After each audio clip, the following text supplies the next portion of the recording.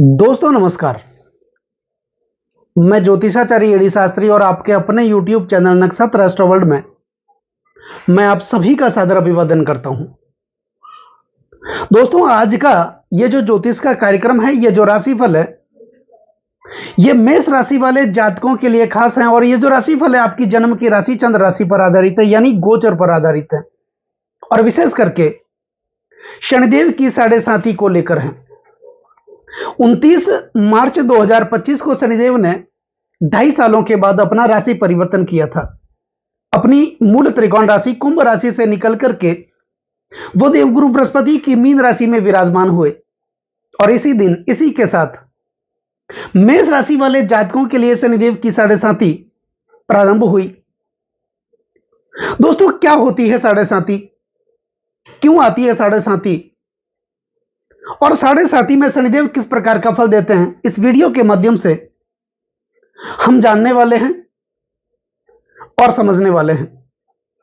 दोस्तों शनिदेव हमारे कर्म के कारक, न्याय के देवता, कर्म फलदाता, कलयुग के न्यायाधीश, दंडाधिकारी इनको कहा जाता है। और हमारे कर्मों के हिसाब से ही हमें ये जीवन में सुख या दुख देते हैं।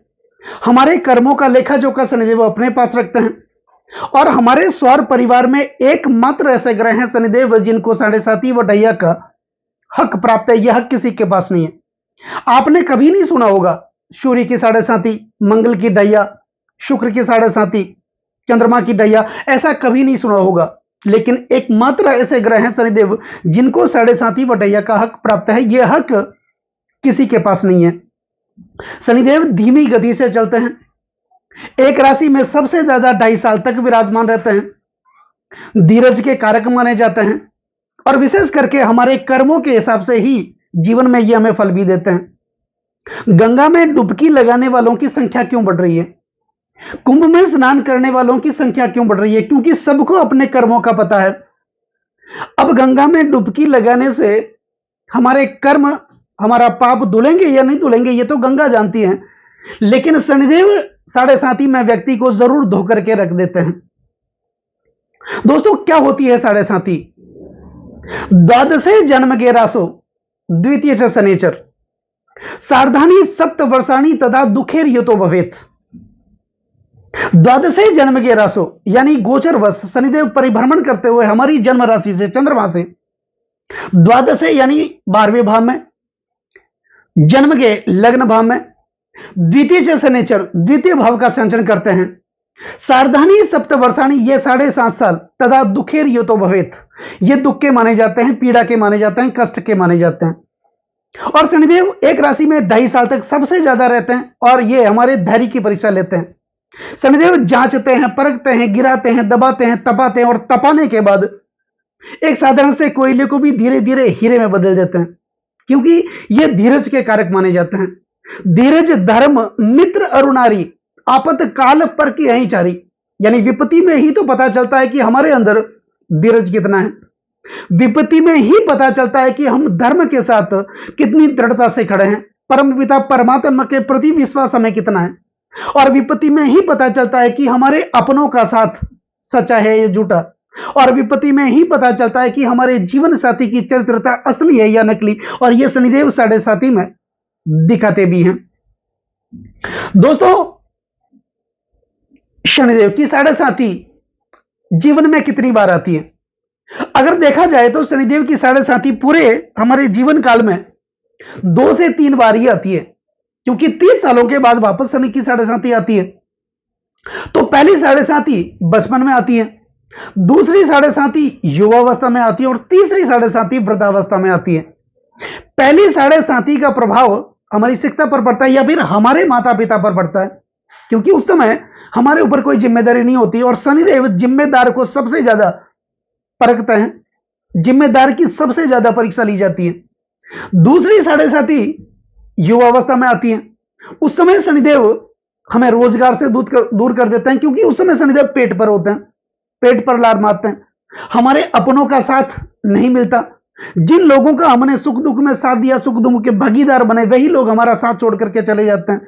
कुटुंब और परिवार से दूर कर देते हैं, रोजी रोजगार से दूर कर देते हैं। और तीसरी साढ़े साथी वृद्धावस्था में आती है। उस समय हमारे खर्चे भी बढ़ जाते हैं और स्वास्थ्य से संबंधित परेशानियां वहां पर खड़ी हो जाती है। तो शनि की साढ़े साथी में यह प्रभाव देखने को मिलता है। अब यह तो है गोचर की स्थिति। अब जन्म कुंडली में सबकी जन्म कुंडलियां अलग होगी। मेष राशि वालों के लिए तो जन्म कुंडली में शनिदेव की स्थिति किस प्रकार है? अगर शनिदेव उच्चस्थ होंगे, मित्र क्षत्रिय होंगे, अपने वर्गोत्तम में बली होंगे या फिर तीसरे, छठे व एकादश भाव में विराजमान होंगे तो शनि की साढ़े साथी का इतना दुष्प्रभाव देखने को नहीं मिलेगा। लेकिन आपकी जन्म कुंडली में शनिदेव नीचस्थ होंगे, शत्रु क्षत्रिय होंगे, अस्तगत होंगे, पाप प्रभाव में होंगे, पाप ग्रहों से पीड़ित होंगे तो फिर शनि की साढ़े साथी में आपको कष्ट झेलना पड़ सकता है। अब मेष राशि वालों के लिए शनि की साढ़े साथी मतलब 7.5 साल, 3 चरण होते हैं शनि की साढ़े साथी के। जब हमारी राशि से शनिदेव द्वादश भाव 12वें भाव में होते हैं तो यह शनि की साढ़े साथी का पहला चरण होता है। हमारी राशि में आते हैं शनि की साढ़े साथी का दूसरा चरण होता है। और जब हमारी राशि से एक भाव आगे शनिदेव चले जाते हैं तो यह शनि की साढ़े साथी का तीसरा चरण होता है। पहला और दूसरा चरण यह घातक माना जाता है और उसमें भी दूसरा चरण सबसे घातक माना जाता है, क्योंकि यहां पर शनिदेव हमें रोजी रोजगार से भी दूर कर देते हैं। हमारी मृत्यु तुल्य कष्टों का सामना हमें जीवन में करना पड़ता है। और तीसरा चरण थोड़ा राहत देने वाला माना जाता है, क्योंकि उस समय शनिदेव पैरों पर होते हैं।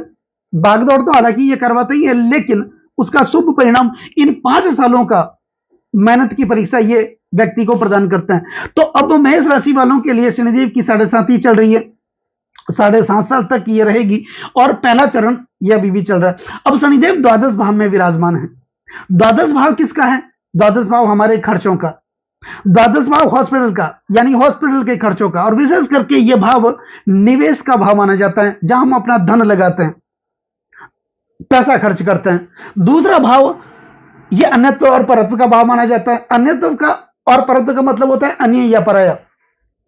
शादी के बाद किसी का अन्य या पराये से लग्नता संबंध बन जाता है तो उस स्थिति में दांपत्य जीवन नहीं चलता, दांपत्य जीवन में विद्रोह उत्पन्न हो जाता है। और विशेष करके यह भाव यौन संबंधों का प्रतिनिधित्व करता है, यानी शयन सुख का प्रतिनिधित्व करता है। पति पत्नी के बीच जो सेक्सुअल रिलेशन होते हैं उसका प्रतिनिधित्व यह भाव करता है। यानी शनि की साढ़े साथी के पहले चरण में आदमी की चरित्रता गिर जाती है, वो गलत लोगों की संगत में पड़ जाता है, गलत व्यसनों के चक्कर में पड़ जाता है, नशे का शिकार हो जाता है, घर से दूर रहने लग जाता है, गलत वाणी उसके अंदर आ जाती है, भाषा में कटुता देखने को मिलती है, अपनी भाषा से वो लोगों के साथ व्यवहार खराब कर लेता है। तो ऐसी स्थितियां, अपनों के साथ व्यवहार खराब कर लेता है, बच्चों से दूर रहता है, परिवार से दूर रहता है। तो ऐसी स्थितियां शनि की साढ़े साथी के पहले चरण में, और उसमें भी शनिदेव अगर जन्म कुंडली में अशुभ स्थिति में होंगे तो निश्चित तौर पर ऐसी स्थितियां देखने को मिलेगी। अब शनिदेव के पास मुख्यतः 3 दृष्टियां मानी जाती हैं। शनिदेव जिस भाव में विराजमान होते हैं उस भाव से तीसरे भाव में दृष्टि करते हैं, सप्तम भाव में दृष्टि करते हैं और दसम भाव में दृष्टि करते हैं। तो यहां से शनिदेव की तीसरी दृष्टि होगी आपके द्वितीय भाव पर, शनि की सप्तम दृष्टि होगी आपके छठे भाव पर और शनिदेव की दसम दृष्टि होगी भाग्य स्थान पर। तो यहां पर शनि की साढ़े साथी का पहला चरण और तीसरी दृष्टि धन भाव पर होने से धन के व्यर्थ खर्चे बनेंगे। यह भाव धन, कुटुंब और वाणी का भाव माना जाता है। प्रत्यक्ष संपत्ति में भाइयों के साथ विरोध, व्यर्थ के झगड़े, अननेसेसरी खर्चे, कोर्ट कचहरियों के चक्कर, प्रत्यक्ष संपत्ति में विवाद, और विशेष करके यह भाव वाणी का भी माना जाता है। तो वाणी में कटुता के कारण अपनों का साथ खराब हो जाता है, अपनों के साथ व्यवहार खराब हो जाता है। दूसरा, कर्ज के बोझ तले आदमी दबा चला जाता है, कर्जा उतरने का नाम ही नहीं रहता है। 5 रुपए का कर्ज अगर हम उतारने की कोशिश भी करते हैं तो 10 रुपए का कर्ज हमारे ऊपर चढ़ जाता है। जैसे जैसे हम आगे बढ़ने की कोशिश करते हैं वैसे वैसे पीछे चले जाते हैं। तो यहां पर ऐसी स्थितियां देखने को मिलती है। आर्थिक स्थिति दिनों दिन खराब हो जाती है। 5 कमाते हैं तो 10 का खर्चा तैयार रहता है। ऐसी स्थितियां बनेगी। लेकिन शनिदेव के कुछ उपाय करने से, जो कि उपाय मैं बाद में वीडियो के अंत में आपको बताऊंगा। शनिदेव की सप्तम दृष्टि होगी आपके छठे भाव पर। छठा भाव रोग, ऋण और शत्रु का भाव माना जाता है। आदमी को रोग से ग्रस्त कर देते हैं, छोटी मोटी बीमारियां परेशान कर देती है, जैसे बीपी की, डायबिटीज की, ऐसी परेशानियां परेशान कर देती हैं। ऋण, कर्ज के बोझ तले आदमी दबा चला जाता है, कर्जा उतरने का नाम ही नहीं रहता है। आप गलत कार्यों के माध्यम से कर्ज कर लेते हैं और किसी को अगर पैसा उधार भी देता है वो पैसे हमारे फंस जाते हैं। तो ऐसी स्थितियां होती है। प्रॉपर्टी में भी पैसे का निवेश करते हैं, वहां पैसा फंस जाता है, जो पैसे का निवेश किया उसका भी फायदा हमें नहीं मिलता है। तो ऐसी स्थितियां, और फंसाने वाले अपने लोग ही होते हैं, पराये नहीं होते हैं। अपनों के साथ विवाद भी बन जाता है और खर्चे बढ़ जाते हैं, अननेसेसरी यात्राएं बढ़ जाती हैं। शनिदेव की दसम दृष्टि होगी भाग्य स्थान पर, भाग्य का साथ नहीं मिलता। यह भाव पिता का भाव माना जाता है। पिता के साथ मतभेद पैदा हो जाते हैं, अपनों के साथ मतभेद पैदा हो जाते हैं। यहां पर पदोन्नति रुक जाती है, प्रमोशन रुक जाता है। हमारे साथ जो लोग कार्य कर रहे थे वे लोग आगे बढ़ जाते हैं और हम पीछे चले जाते हैं। यहां पर मान सम्मान अपयश मिल जाता है। कोई भी कार्य हम गलत तरीके से कर लेते हैं या किसी के चक्कर में आकर के ऐसा स्टेप उठा लेते हैं जिसके कारण भी हमें बहुत सारी समस्याओं का सामना करना पड़ता है। तो शनि की 7.5 में, और विशेष करके मेष राशि वालों के लिए ये परिस्थितियां देखने को मिलेगी।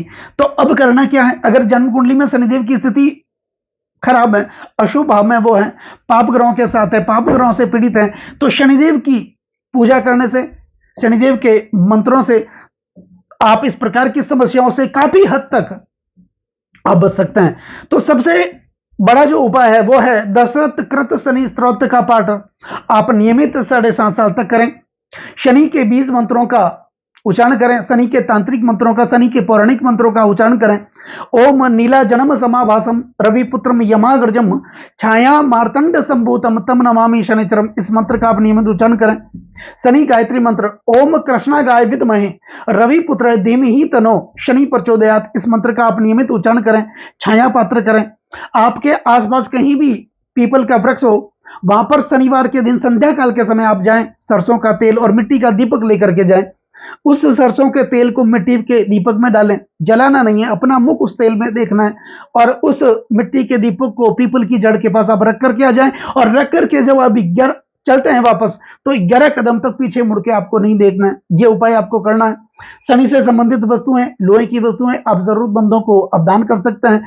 काले वस्त्र में, रेशमी वस्त्र में काले उड़द, लोहे की और कोयले का एक टुकड़ा, लोहे की कील और कोयले का एक टुकड़ा डाल करके शनिवार के दिन संध्या काल के समय बहते हुए जल में आप प्रवाहित करें। शनिदेव की कृपा आप पर बनी रहेगी और शनि के दुष्प्रभाव से आप काफी हद तक बचेंगे। तो दोस्तों, कैसा लगा ये वीडियो अगर आपको अच्छा लगा हो, मेरा समझाना आपको अच्छा लगा हो, समझाने का तरीका अगर आपको सार्थक लगा हो, तो इस वीडियो को आप आगे से आगे शेयर जरूर करें और सभी मेष राशि वालों के लिए यह शेयर जरूर करें ताकि शनि के दुष्प्रभाव से वो बच सकें। लाइक जरूर करें, कमेंट जरूर करें, क्योंकि आपका एक लाइक और एक कमेंट मेरे अंदर बहुत ज्यादा आत्मविश्वास भर देता है। और कमेंट में ओम नमः शिवाय, हर हर महादेव, जय शनिदेव आप जरूर लिखें और चैनल को सब्सक्राइब जरूर करें। नमस्कार दोस्तों।